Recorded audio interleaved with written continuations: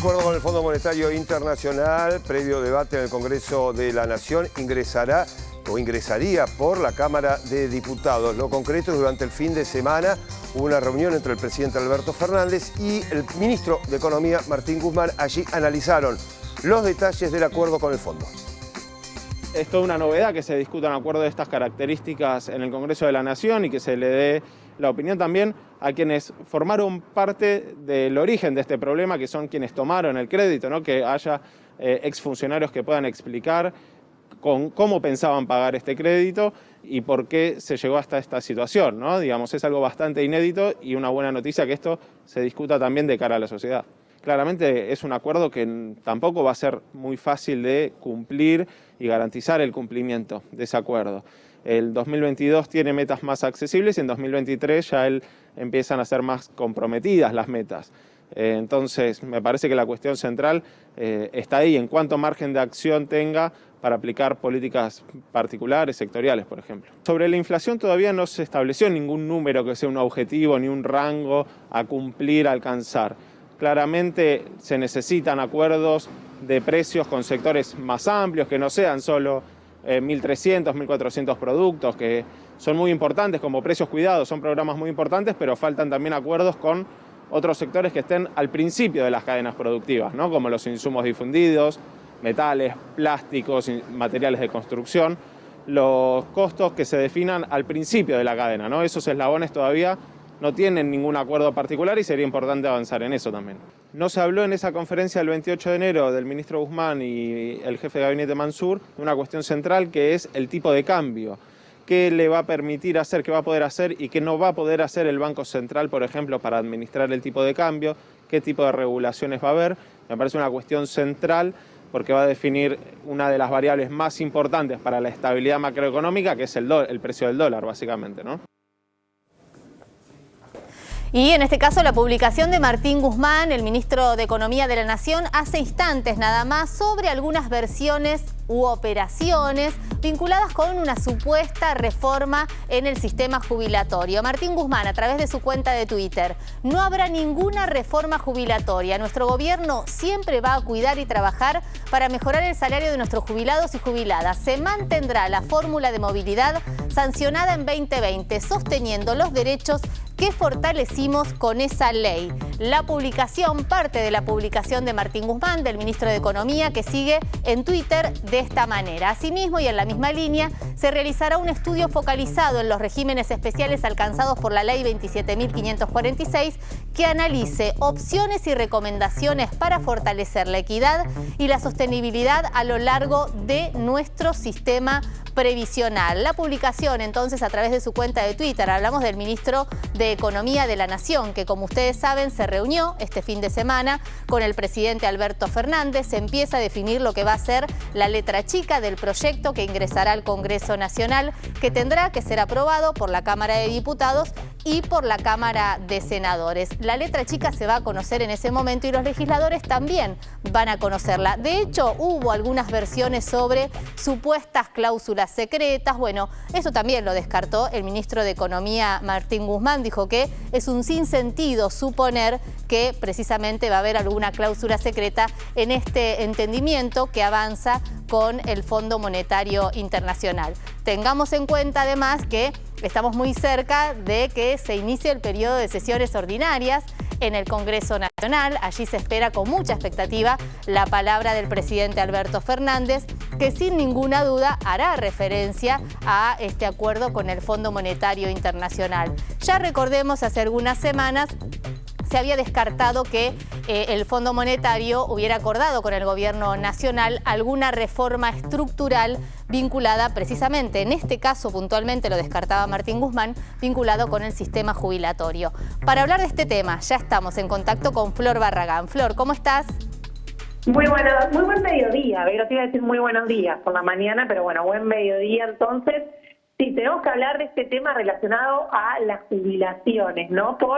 A raíz del borrador que trascendió que el gobierno le dio a algunas autoridades del Congreso y que, bueno, se filtró por distintos medios, concretamente sobre todo que lo dio en primicia el Destape y otros medios que lo tuvieron, Y ahí hay una oración en ese borrador que es la que levantó todas las polémicas, que dice el borrador, un borrador que tiene fecha de febrero, del 12 de febrero, de un preacuerdo de Argentina con el FMI, y dice, en la parte relacionada a las jubilaciones, no va a haber ningún cambio en las jubilaciones, se va a buscar que los salarios públicos crezcan, pero en una parte concretamente dice, se prestará atención especial a la evaluación de los regímenes especiales previsionales y a los mecanismos que favorezcan la prolongación voluntaria de la vida laboral de las personas.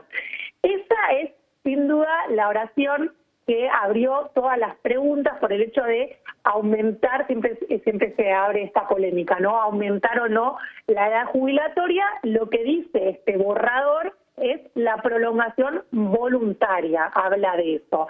Pero después, sin duda, lo que se viene, más allá de eso, que obviamente es central, es esto de los regímenes especiales, algo que no hablamos mucho, pero deberíamos hablar de esto, más allá del FMI o no en Argentina, deberíamos hablar del tema de los regímenes especiales de las jubilaciones, porque realmente es un tema bien complejo que habría que analizar en profundidad. Cuando nos referimos a regímenes especiales, ¿a qué hacemos referencia?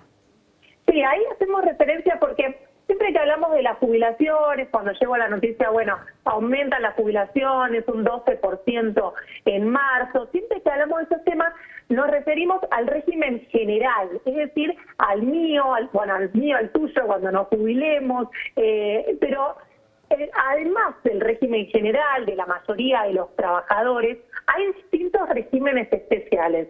Siempre se pone como ejemplo, se dice como son regímenes de privilegio, porque se pone como ejemplo el del régimen especial que tiene el Poder Judicial, que es muy beneficioso. Igualmente, a principios del 2020 ya tuvo algunos recortes en sus beneficios, pero es muy beneficioso. El régimen que tienen también los embajadores, por ejemplo, se llaman regímenes especiales por el simple hecho de que esos son especiales y distintos al régimen general que tenemos la mayoría de los trabajadores. Pero estaba repasando un trabajo muy interesante que hay de CIPEC, que justamente lo sacaron el año pasado. Hay 177 regímenes especiales en Argentina, porque, como te decía, siempre hablamos de cómo se jubilan los jueces, cómo se jubilan los embajadores, pero hay muchísimos otros y más de la mitad del gasto que se destina a las jubilaciones en Argentina, que es muy alto el gasto estatal que se hace para el pago de jubilaciones, más de la mitad de ese gasto va a regímenes especiales, no va al régimen general, que es donde vamos a estar la mayoría de los trabajadores de Argentina. Flor, al margen de esta aclaración de Martín Guzmán, del ministro de Economía, ¿qué es lo que podemos decir sobre el acuerdo? ¿No va a haber reforma laboral, que era otra de las versiones que estaba sonando mucho? Así es, no va a haber reforma laboral y también seguramente ya estuvieron repasando el tuit de Martín Guzmán, el ministro de Economía, que a raíz de todo esto que se generó, de la nota del destape y todo, salió a desmentir que vaya a haber una reforma previsional y dijo esto, que se va a avanzar entonces en mirar los regímenes previsionales y tal como decís, el acuerdo no habla de reforma laboral y algo interesante es que habla de aumento del gasto en términos reales, es decir, que aumente inclusive por encima de la inflación y que aún el país creciendo, que aumente el gasto. ¿En dónde sobre todo vamos a ver ese aumento del gasto? En lo que tiene que ver con los gastos de capital, es decir, obra pública. Y después dos datos nuevos que suma este borrador tiene que ver con el dólar, que dice que la idea es mantener el tipo de cambio real a niveles de enero, es decir, a niveles de enero de 2022,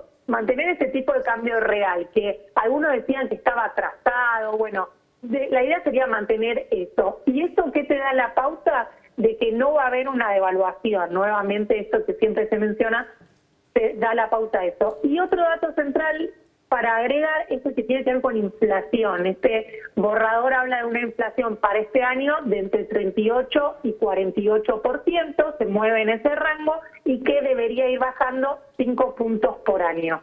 Flor, sí, lo cierto es que coincide el gobierno nacional, el oficialismo, la oposición, que el único escenario imposible de suponer pueda ocurrir es que no haya un acuerdo, que no haya un entendimiento. Así es, sí. Si realmente hay un consenso hoy es que tiene que haber un acuerdo.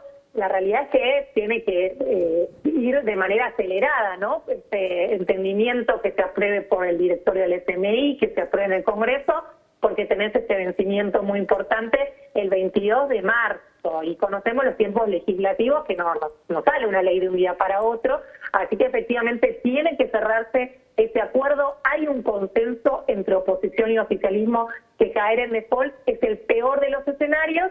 Lo que no hay consenso es, bueno, cómo llegar a cumplir esas metas que pide el Fondo Monetario. Y ahí tenés, por ejemplo, cuál es la propuesta del gobierno para llegar, por ejemplo, a una baja en el déficit fiscal. El gobierno propone distintas cosas, por ejemplo, el borrador habla de mejorar la recaudación, habla del plan que tiene AFIP para mejorar entonces los ingresos estatales, y después la falta de consenso radica en que para la oposición por ahí es mejor llegar de otra manera al déficit fiscal recortando gastos, y el gobierno plantea que no, que quiere aumentar el gasto y aumentar la recaudación por otro lado. Son distintos, digamos, el objetivo no caer en default es el mismo, acordar es el mismo, y hay consenso. Las distintas miradas son cómo llegar a las metas que plantea el fondo.